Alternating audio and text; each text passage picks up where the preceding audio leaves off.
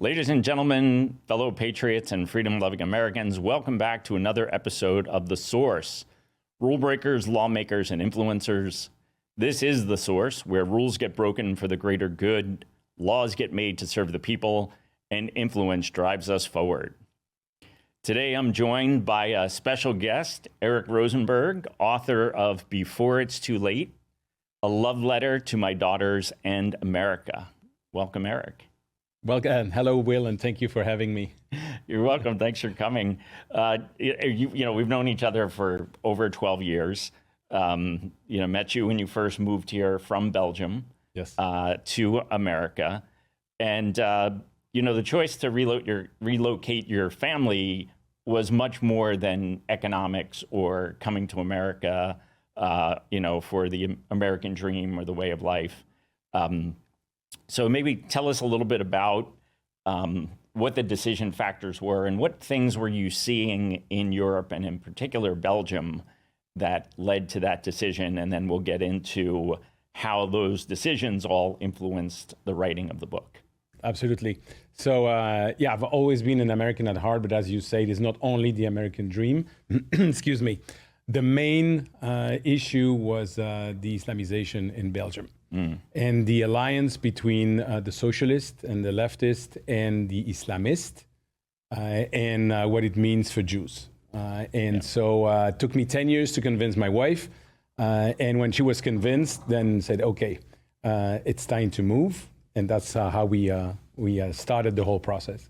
Now, it wasn't an easy move, right? Your daughters spoke zero English.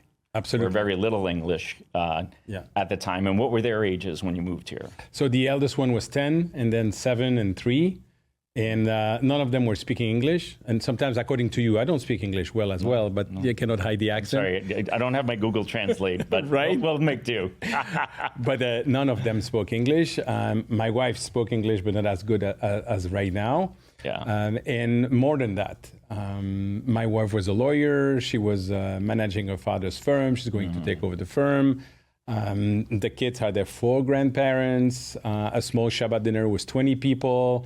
Passover dinner in our house was 45 people. So it's really, my wife's family was a tribe, and it's taking the kids out of this bubble and leave. Yeah. Well, you lose the multi-generational influence on the children, right? Which Absolutely. Is, especially when the nuclear family stays intact, like those interactions with the grandparents are super important for learning the family's history and culture and maintaining that. So leaving that nucleus to come here, was definitely a big step. Absolutely. But part of your impetus for coming here has to do more with your family history, and it's your great-grandfather that jumped off the train? That was actually my grandfather, grandfather on my mother's side, who actually on November 1st, 1942, jumped out of a train, which was taking him from Belgium to, to Auschwitz, which at that time obviously didn't know the destination, but they look and say, listen, we're going to our death here. And my other grandfather was in the armed partisan, fighting the Nazis. So it's knowing the history. People unfortunately said that what we learn from history is that we don't learn from history. I clearly was influenced by my grandfather on my mother's side, was the only one that basically lived after I was 6 or 7. But remembering that, some people say, you jumped yourself out of the context. But for me, it was really looking at the facts and being able to make decisions. And we decided to finally leave. We also find out that many people will choose misery over uncertainty. And they were telling us, are you crazy? It's not that bad. Are you nuts? I said, listen, you do you, I do me. It's all fine. And that's when we decided to move. And part of that was things that you had started to see. Absolutely. One story that you had told me at one time was that the Jewish community in Brussels really started to put themselves in self-imposed ghettos where they would all cluster together, which, from one hand, that creates safety, but the other hand, it creates a very easy target. So what was happening in Belgium. You had mentioned some things about having to have security outside the synagogues, sure. And I wouldn't go as far as self-imposed ghetto, but definitely. I remember when we got married. And I don't mean ghetto in the traditional ghetto sense, more of the ghetto of the sense of a concentration of people in a particular area. It's basically exactly what you say. We needed security. So when we got married, for instance, I had friends, non-Jewish friends that came from abroad, and one come to me and said, "Eric, what's going on?" I said, "What?" "Look." I said, "What?" "There's a cop with a machine gun." I said, "Yeah." "What do you mean, yeah?" It's a Jewish wedding. So since the 90s, in 1982, the Palestinians came from a little street and started shooting at the synagogue. And there were already security there. So when you live in this environment, actually you get somehow used to it, which is terrible. And you know that you have to take measures because there are people completely nuts out there that have been raised in hate and then trying to get at you and your kids. And you know, what had my kids done to those people? Nothing, obviously. Yeah. But so you get used to it. You protect yourself with the law enforcement, thank God. But that comes a point where you see it's going over in society. When you see politicians, when you see media, that are always saying the same thing, which are actually lies, and that are promoting a certain agenda, it's always the same. You have three choices: lead, follow, or get out of the way. We try to lead. Following is not in our character. No, sure. And so we left. So you got out of the way. Yes. Yeah. And so then you moved to South Florida. Yes. And built a whole new life for yourself. And so that's been amazing. And your daughters have adapted well. Totally. And they're in high school, college, and grad school? Yeah. Or one's in the workforce? So my wife, who was a lawyer, didn't want to be a lawyer. She said, everybody wants to have a second life. I'm having mine. She became a realtor, a very, very good and very successful one. And then my eldest one actually graduated from UF, and she's working in New York.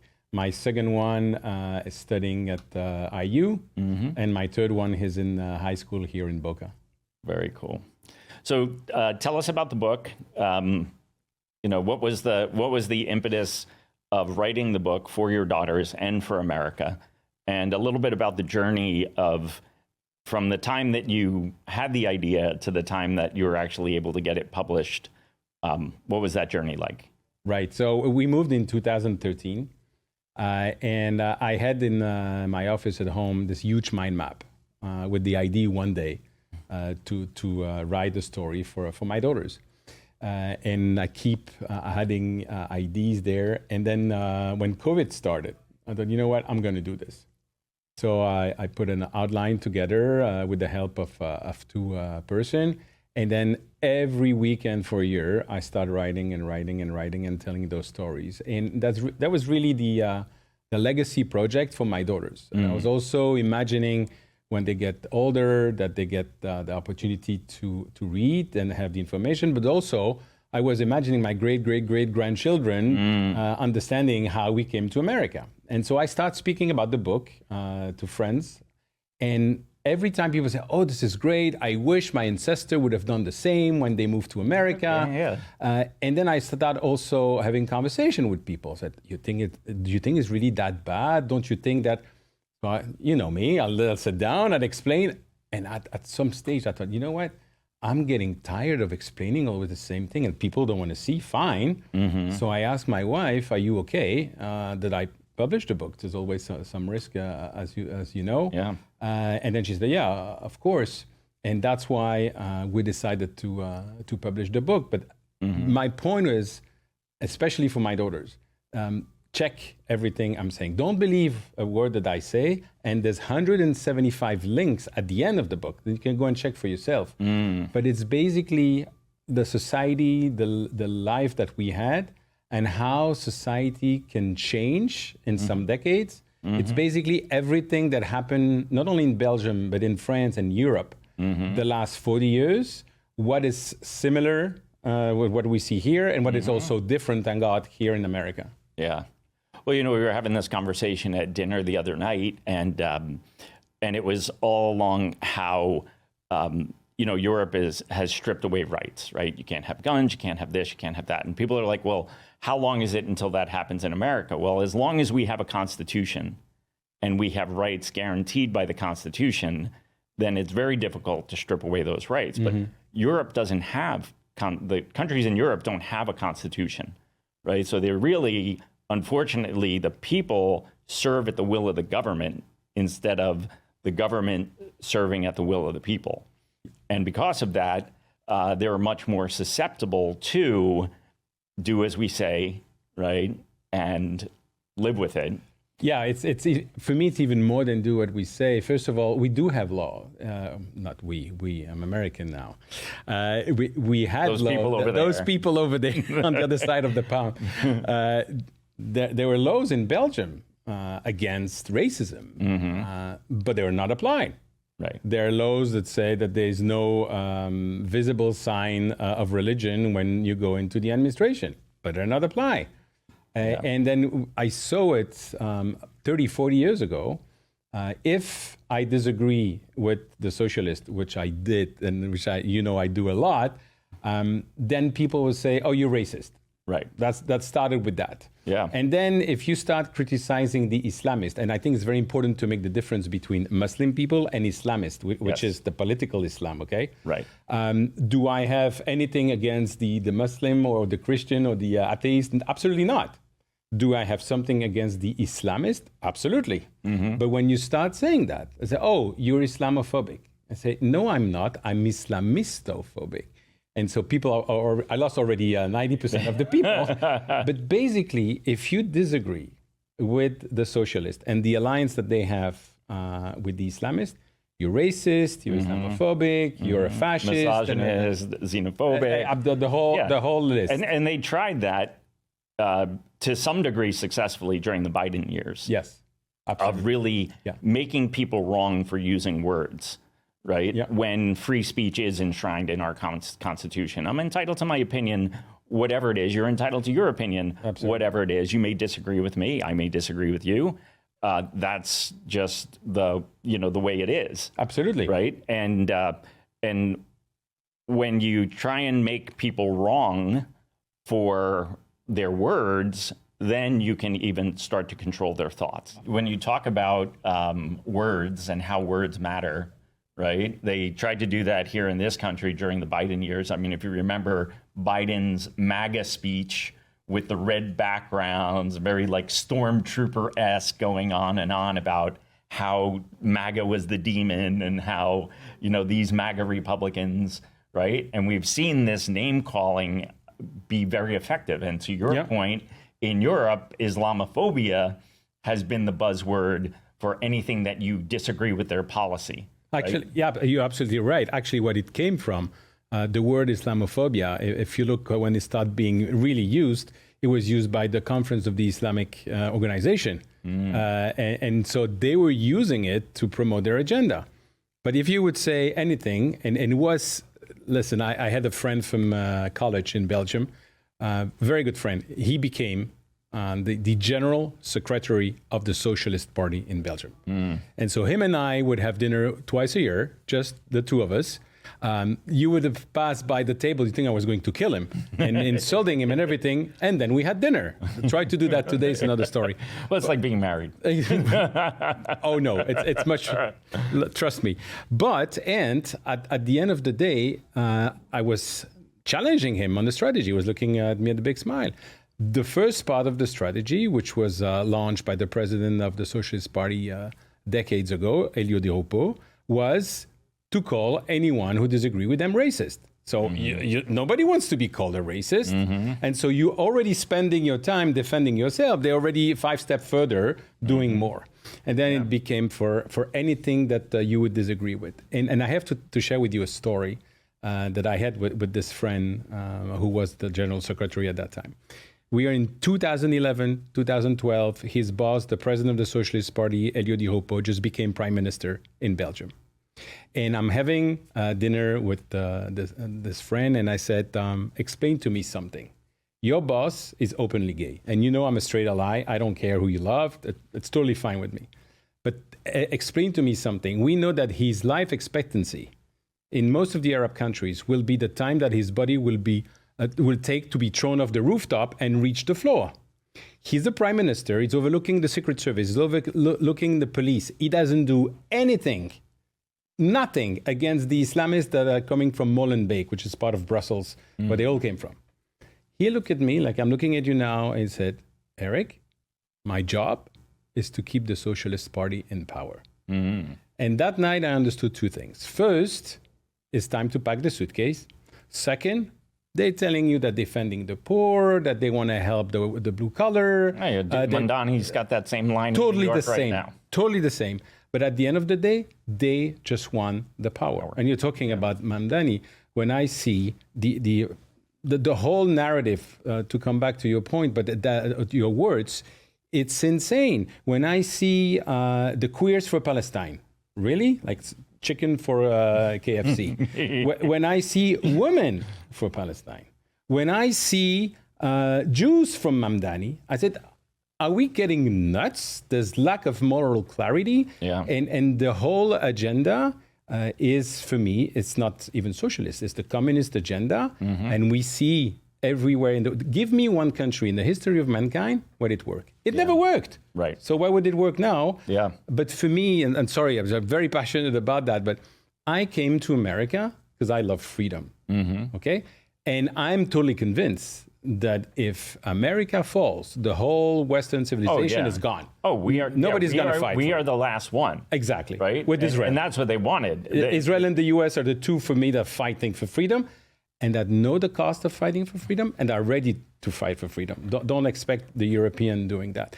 But when I came... No, you can take that into a broader conversation. The Europeans are actually committed to war. The European Union is committed to war. If you look at what's happening in Ukraine and Russia, right? Trump's trying to cobble together a peace deal, and they're saying, how do we give him more weapons? They're saying to him, well, we have drones coming into our airspace. Trump said, okay, shoot them down. You got drones, shoot them down, right? But don't expect America to come in and fight the battle for you. Right. Well, I wouldn't say the Europe. I would definitely the von der Leyen that was leading the Europe. Not the Italian prime minister. Correct. She's awesome. Macron in France is the same. Terrible.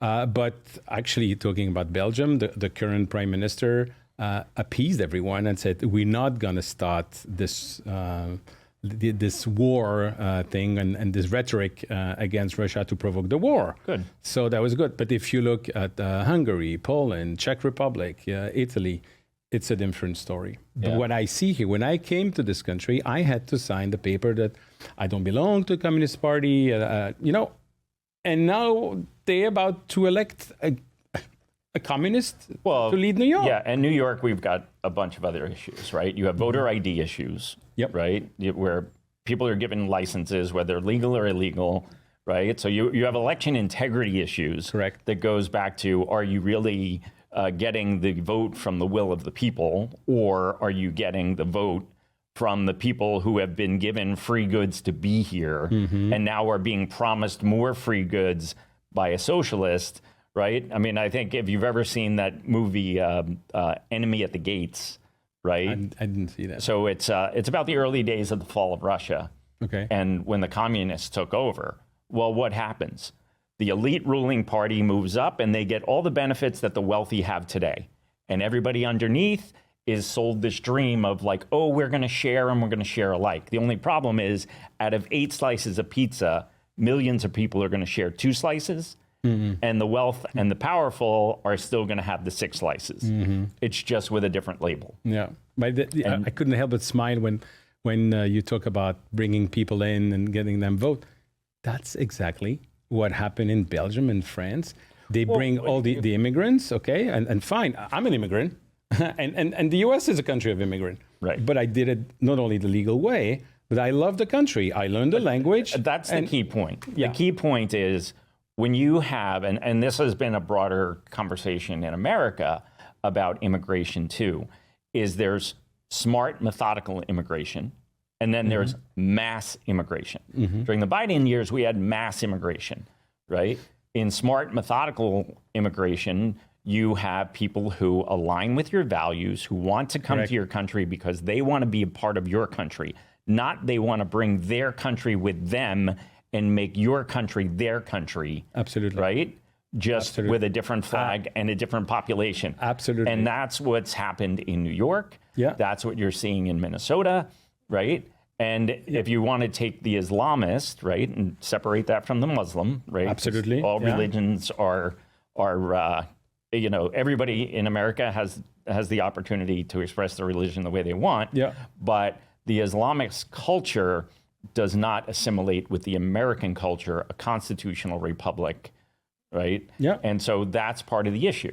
And so if you're not willing to renounce that, and you had to renounce your Belgian citizenship to become an American citizen, where you're saying, okay, I'm leaving that behind, all those values and love and adherence to Europe are gone, because now I'm an American, I'm going to live an American life, I'm going to support the Constitution of America, I'm going to pledge allegiance to the flag of Absolutely. America, and I'm going to believe in the American values, and that is why I came to America. Absolutely. The only point of clarification I just want to give, I didn't have to resign my Belgian citizenship. Oh, I'm going to send a letter.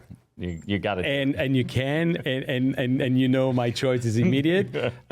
And I had to, because Belgium has a king, and that's it. I'm only reporting to the President of the United States. I'm ready to defend the United States. Mm-hmm. I pledge allegiance to the flag. That's absolutely what I'm happy to do. But I was smiling when you mentioned all the people coming, because that's exactly what they did in Europe. And then they give them vote locally. Mm-hmm. And it started like that. Mm-hmm. And as I told you the story about the Socialist Party, they just want the power. They don't care about the people. One second. Well, and you're seeing that in the shutdown right now, right? We did the interview with Tom Emmer, the majority whip. And if you look at, the socialists want the power, and they are willing to inflict whatever pain is necessary on the people to get that power. Absolutely. And that's what's happening with the shutdown. Air traffic controllers aren't getting paid this month. The military's not going to get paid this month. The SNAP benefits and EBT and the WIC benefits for the mothers, right? All of those people who they say are their constituents, as the socialists, right? We represent the poor. We represent the working class.